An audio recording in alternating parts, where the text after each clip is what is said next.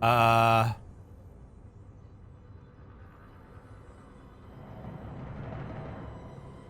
Dramatic reveal.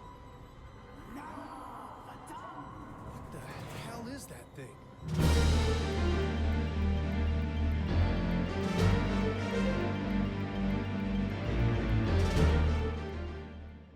Hello there, you lovely people out on the internet, and welcome back to the Moons of Madness. I imagine we're getting reasonably close to the end of the game. It's not supposed to be a super long experience. We've got a puzzle to do by the look of it. We've got some buttons and dials. Right.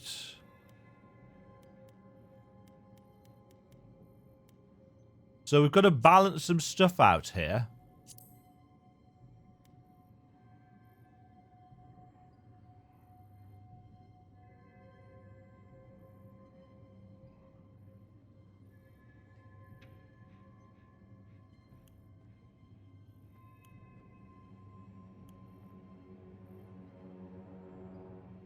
Oh gosh, there's lots of buttons.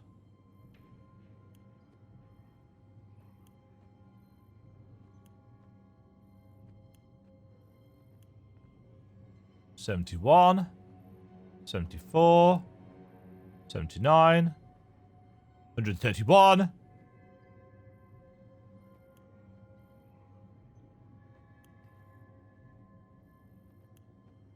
$117, $105, $59. Right, that's that. Window shutters.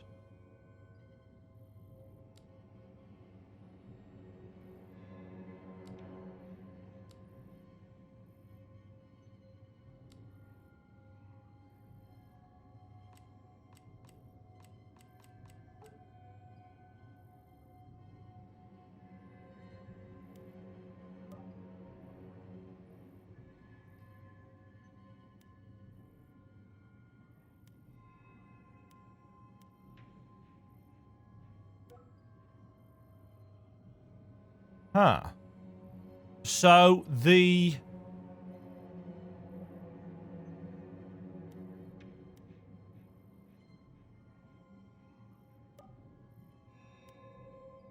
What did we want soundscape at 100%, didn't we?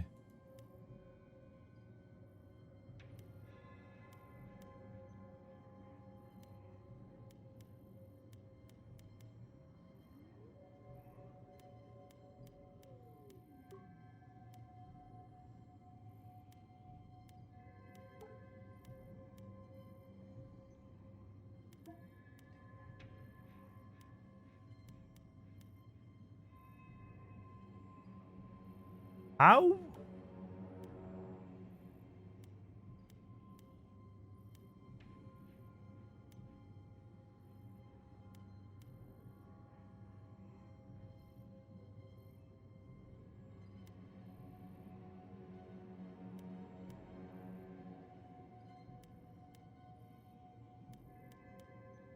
I don't understand why that changes the numbing agents.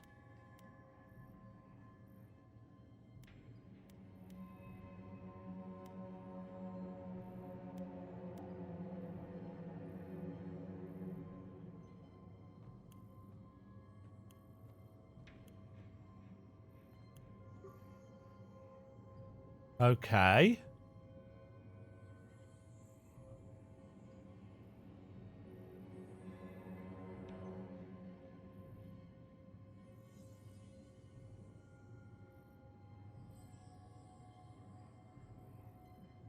Well, it actually gives you some of the clue in the thing there, which is interesting because we've got a different set of...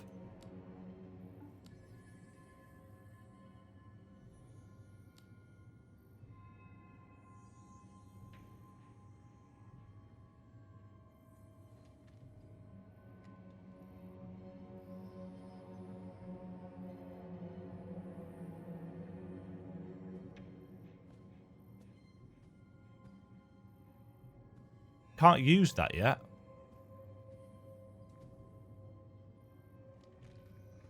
So do we have to...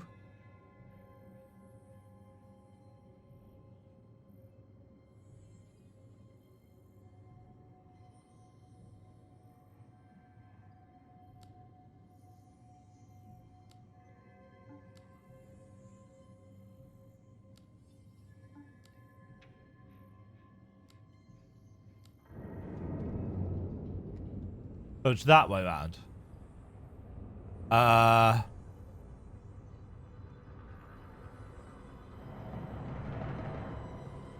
Dramatic reveal. What the hell is that thing? It's the Dreamer, according to the achievement pop-up.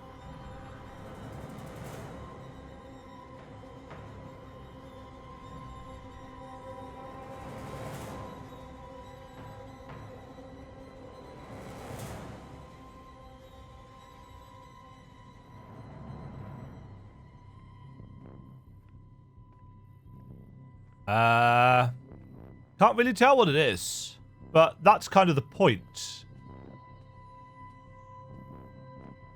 Right. That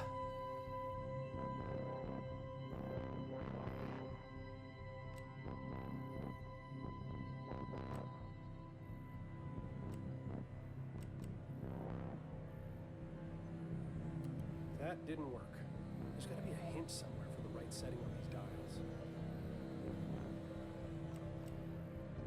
512?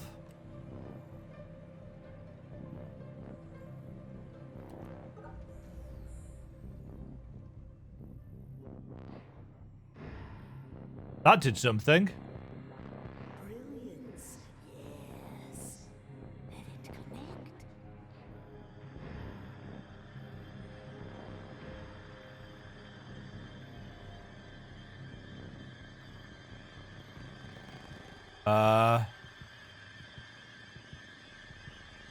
You died. A door? Our family therapist's office. I can still smell the musty leather sofa in the corner. My parents took me here when I started having night terrors. Some might consider my behavior obsessive.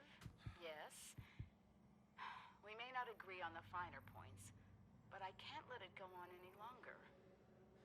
Not like this. My father, he always used to say, Cynthia, your brain has its own mouth, and all it does is devour books. That's not a bad thing. Insatiable. I learned to see data where no one had ever thought to look. But I never thought it would consume me, strip me of my accolades, that it would affect my son. I can't keep doing this. That second mouth in my head, it just keeps eating. That's a nice metaphor. It will never stop. I know how that sounds. That hunger for knowledge. We often talk about having a hunger for knowledge, but the idea that it's a second mouth in the head is quite a nice one. Engineering dimensions. Seminal work. The one that solidified her reputation and reinvented the field of quantum engineering. The ability to harness dimensional shifts, equations to predict fluctuations in time, not just on the subatomic level. She was a genius. Teaching edition. So long ago.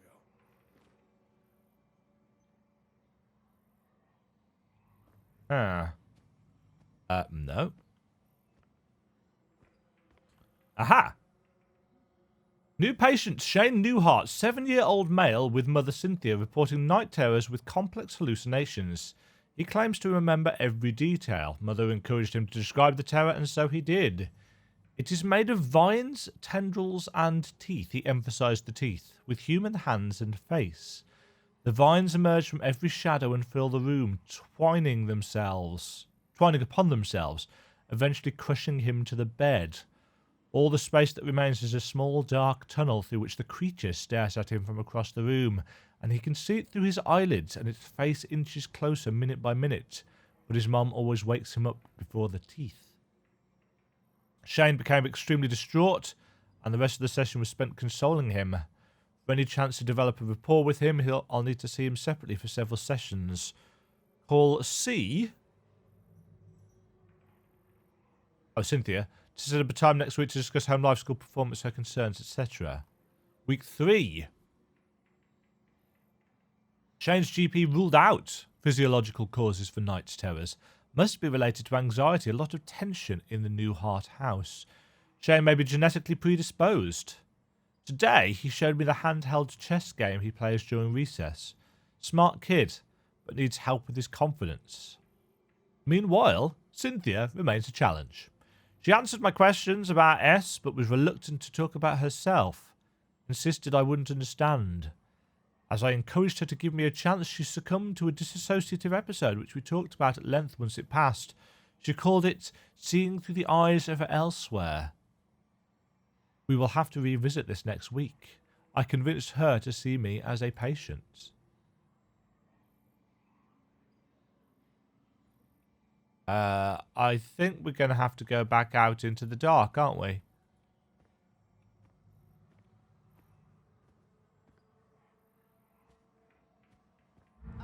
Can anyone tell me how to access the space between dreams? No. So this is an office? No, this is a lecture theatre. Excellent try, Gloria. Agatha! While the roads of Agartha do traverse the vastness of time and space, the corridors between dreams are a separate sort of passageway, and the two only intersect in very rare places. Yes, Agartha is a means of travelling physically between locations. Wandering in time. Agartha does not help. That's very cutting edge, Adam. And while the full answer to that is quite complex... Wormholes and event horizons offer the possibilities to go to impossible places. Wrong. Is there any other? Oh, no, don't step into the darkness. What a distinctive answer, Rupert. That is an interesting theological paradox, but it is wrong. I have seen God, and it's terrible. The gates of heaven. God holds the keys to the doors of the entire universe, and by his grace are allowed to enter. Oh, yeah, and by his grace are we allowed to enter, is what it should say.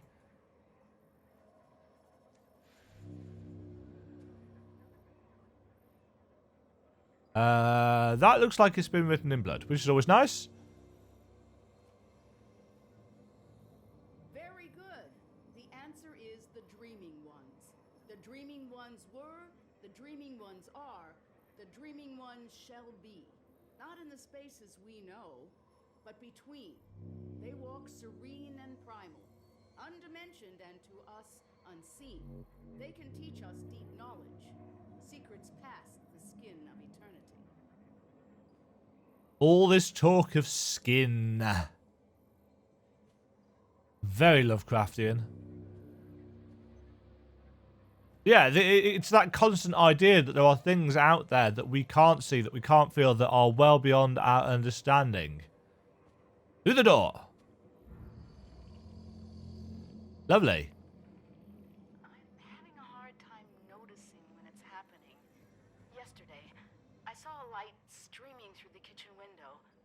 A mote, illuminated, suspended in the air. I spent the remainder of the day in my office researching. I've been accused of isolating myself. I merely am who I am and have always been an isolate. Isolated by knowledge. Imagine discovering a dictionary of new words to describe the universe. Words that no one else could ever know. The promise of limitless knowledge to an insatiable mind. Hungry. Is it any surprise I struggle with domesticity? But I had to make a choice. I'm sealing it away. Huh. I have to try. Shane is my universe. Aw. New emails? Patient functioning continues to fluctuate. She is so this is Cynthia. She is managing to find relief from auditory hallucinations by isolating herself in basement. Symptoms waned enough to attend session today. Washed hair in basement utility sink, apparently. Manages to take care of Shane during disassociative periods. Cynthia twice trailed off into an almost nonsensical babble. Claims to have had a lot on her mind with the upcoming publication of latest book and is not concerned. Not my first patient with such challenges, but for some reason I feel out of my depth here. Thinking about referring her to someone else. Increased dosage in the meantime.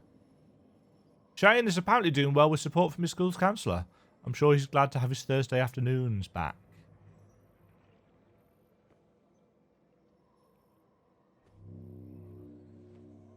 After the seizures started, she tried for a while.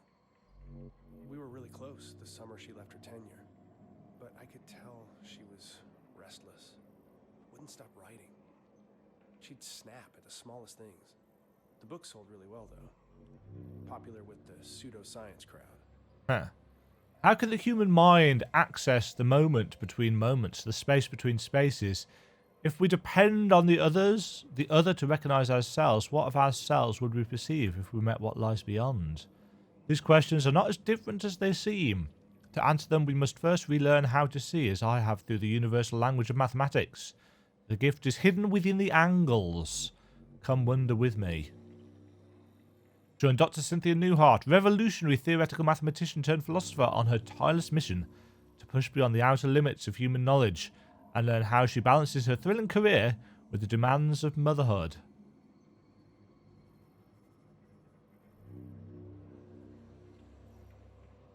Interesting that they've crossed off the barcode. On the off chance that somebody actually scans it in and tries to look it up, I imagine. Out we go again. Ah. Back, of course, to the altar in the basement. And the book.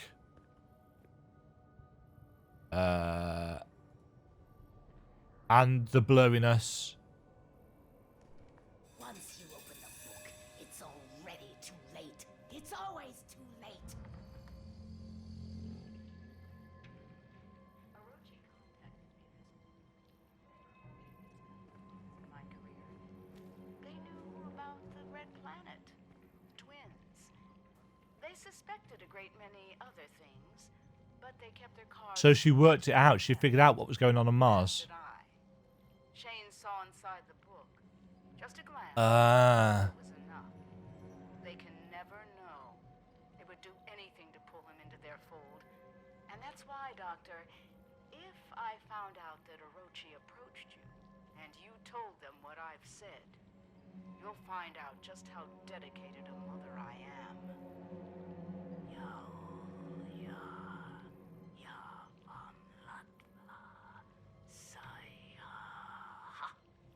Now, were you curious about the dreaming ones? Ah. So yeah, as we oh. Whoa. That didn't take long. As we suspected, Shane saw a glimpse of the book as a kid, which is why he's connected to it. Gone. I don't want to remember her like this. Spaces between the walls of sleep. What lies on the other side of dreams? Where do thought and space meet? Beyond interdimensional theory, beyond the communal subconscious, beyond the fabled roads of Agartha. Acclaimed mathematician and author, Dr. Cynthia Newhart takes the reader to a place where quantum science and myth intersect. With painstaking research, spaces between the walls of sleep makes the impossible not only possible, but within reach. This book is an absolute game changer. Newhart fiercely puts everything on the line to tackle subjects that others of her name and credentials would not dare to touch, and it all pays back in tremendous dividends. The book will broaden your perceptions from the shape of the universe to that of your daily life. Clearance was $9.99, now $2.98.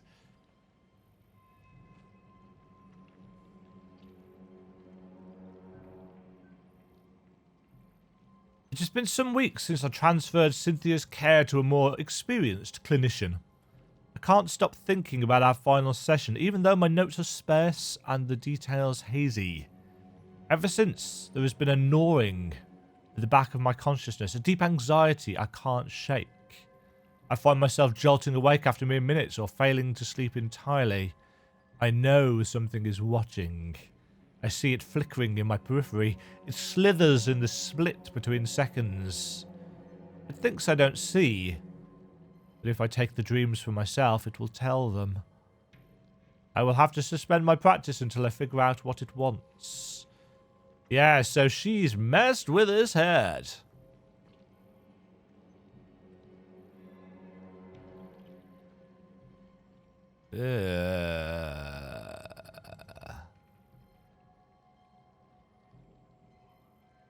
Lovely. And... oh, these things.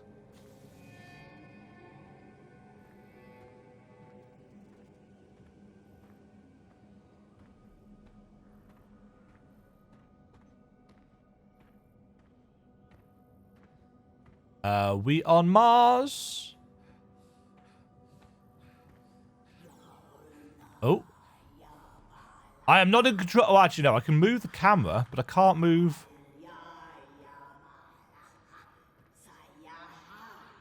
Why are you doing this?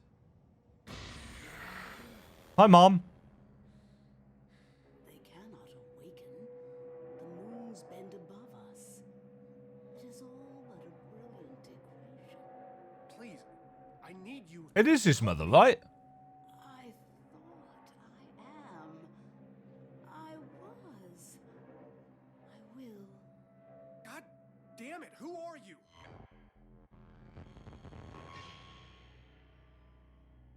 Shane. I'm sorry, Shane. I've made so many mistakes. You were never supposed to be here. Mom? Why are you... She's been writing her equations on herself. How did you get here? My curiosity led me here. The pages of the Necronomicon revealed a mathematics I had never encountered, and a pathway to the dream world. I didn't know that once I made the choice, I could never return. The decision has weighed on me ever since. Uh-huh. Wait on you? Do you have any idea what that did to us? To Dad? When you left, it broke him. We searched for you for years. Shane, please, listen. Has it been you this whole time? In the base, haunting the crew? Driving us crazy with these nightmares? Stop! The struggle tears at my soul. It takes every ounce of concentration I have to remain here. I need your help, son. We must act quickly. When the ship passed between the moons, the twin dreamers were disturbed in their slumber. All the chaos you've witnessed, the filth, that creeping horror is only a fraction of the destruction that it can bring. If they corrupt the engine, the moons of Mars, the dreaming ones will awaken, and they will devour all of reality. You left me. So the moons are the dreamers. They're the prisons, and Mars is the prison. Reality is where my son lives. What do I need to do? Find the Gaia engine. I will help you do what must be done. Help me, Shane. Help me undo what has been set in motion. The lip syncing's off, unfortunately. Don't worry. We'll solve this together. Still ever so slightly creepy.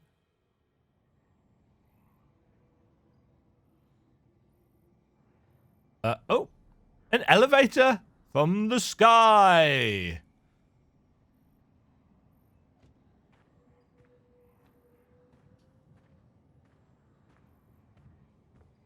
Going. Haha.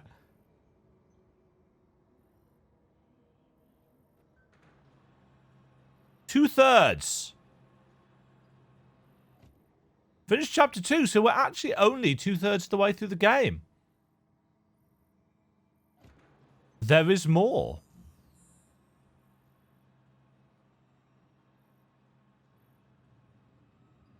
So we need to go to the Serrano crash site now.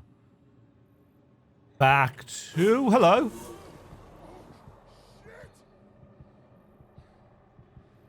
Shane? Hello? Sorry, I don't know what happened. There's so much more down there, Declan.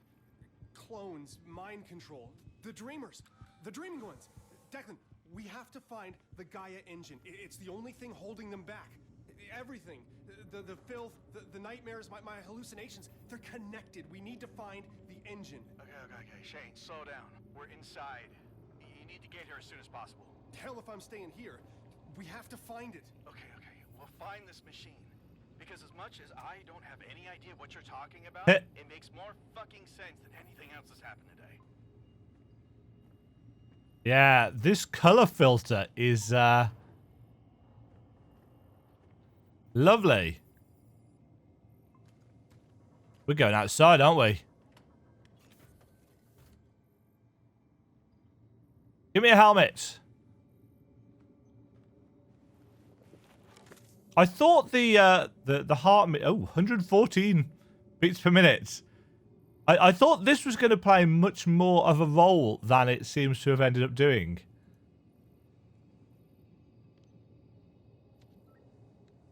Right. Ba-dum. Please. Wait. Changing atmospheres.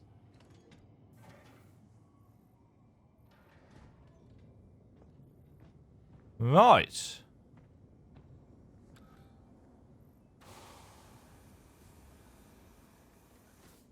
So it's now day on Mars.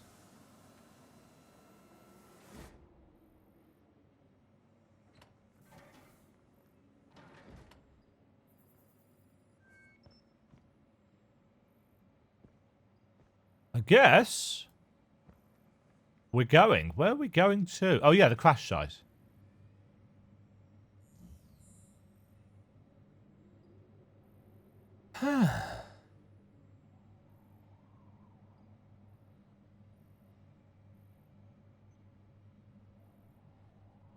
Mind you, why would we... Don't we want to go to the temple, to the Gaia engine? Ah. Okay, yes we do.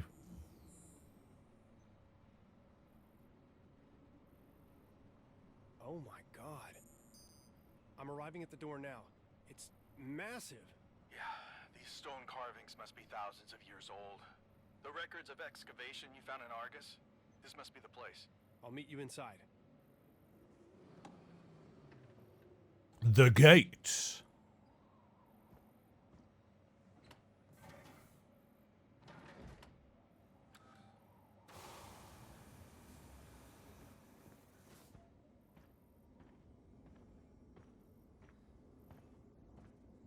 Checkpoint reached.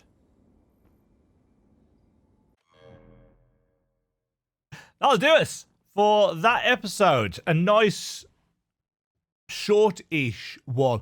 Lots of backstory and delicious detail in that, which is what we like and appreciate in these kinds of stories.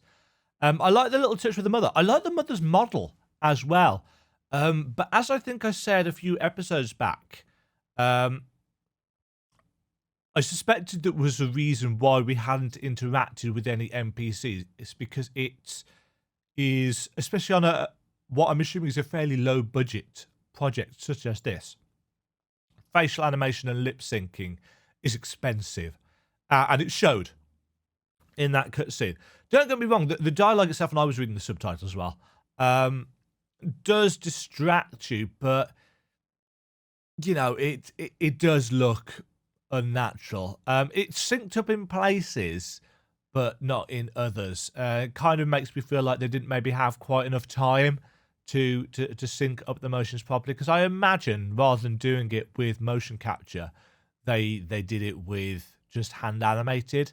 And yeah, that takes a long time. There are certain algorithms that you can run and plug in to emulate mouth sounds, but the good ones are expensive, I believe.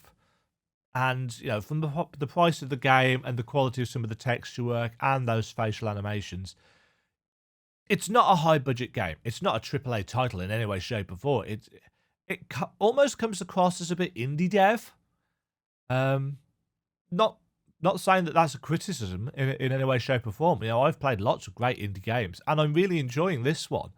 There are niggles, yeah, but I think pretty much every game with a Lovecraftian bent that I've played has had niggles in terms of either plot or mechanics or storytellings, or quite often model. It seems to be something that the big budget AAA studios aren't willing to take on.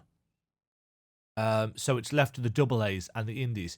You know, the Call of Cthulhu that I played for the channel a while back, that was very clearly not a super high budget production, and it showed in the, you know, the art assets and the kind of jankiness of a lot of the systems. This doesn't have many systems. You know, there's a few puzzles scattered in here and there, but this strikes me as a typical. I don't know if any of you played the original Secret Worlds MMO, but this strikes me as a first-person kind of slightly updated systems version of one of those quest lines, those story quest lines. This is the kind of quality that they had. I'm told that Secret World Legends, the kind of re-release of the game, lacks some of that, but the original version of the game had some really kind of good, high-quality quest writing and stuff, and this is a well-written storyline with the occasional bit of writing that is incongruent with its purpose, like some of the earlier prosaic logs. Anyway, folks, I'm up on my soapbox again. It's lunchtime. I'm going to go grab some lunch. I'll catch you all back here tomorrow for more Moons of Madness. We've still got a third of the game to go. Unless, you know, Chapter 3 is much shorter than the others. It might be. No idea. Hopefully you will join me for it, though.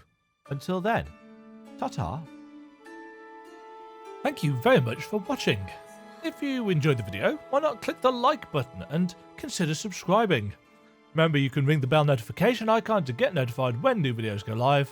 And until next time, cheerio.